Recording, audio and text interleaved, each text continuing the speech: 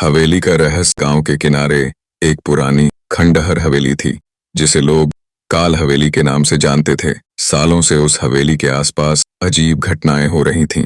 रात में चीखने की आवाजें, टूटे हुए शीशों की गूंज और रहस्यमयी परछाइयां। गांव के लोग डर के मारे हवेली के करीब भी नहीं जाते थे। कहा जाता था कि वहां एक खतरनाक आत्मा रहती है जिसने कई लोगों की जान ली थी। आदित्य, एक युवा साहसी लड़का, गांव में अपने चाचा के पास रहने आया था। उसने हवेली की कहानियां सुनी थीं, लेकिन उसे इन बातों पर यकीन नहीं था।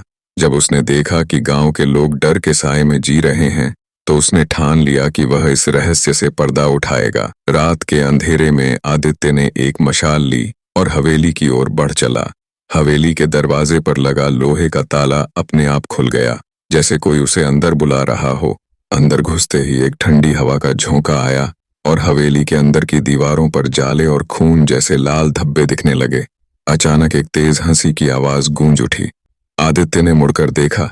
सामने एक औरत सफेद साड़ी में खड़ी थी।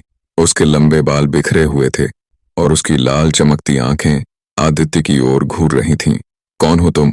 आदित्य ने हिम्मत जुटाकर पूछा। औरत ने ठंडी आवाज में कहा, तुम्हें यहां नहीं आना चाहिए था। अब तुम भी मेरी तरह यहीं फंस जाओगे। अचानक हवेली के दरवाजे खुद ब खुद बंद हो गए। आदित्य ने देखा कि वह भूत तेजी से उसकी ओर बढ़ रही थी। हवेली की दीवारों से चीखने की आवाजें आ रही थीं।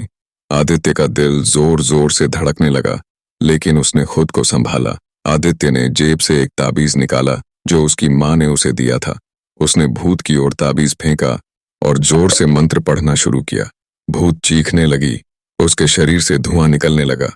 नहीं, नहीं, यह नहीं हो सकता, भूत ने चिल्लाते हुए कहा। अचानक हवेली की दीवारें हिलने लगीं, फर्श फटने लगा और भूत की परछाई वहां से गायब हो गई।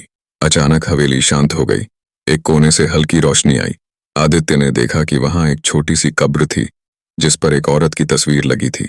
वह भूत असल में एक महिला थी जिसका पति ने उसकी हत्या कर दी थी और उसकी आत्मा बदला लेने के लिए वहां अटकी थी।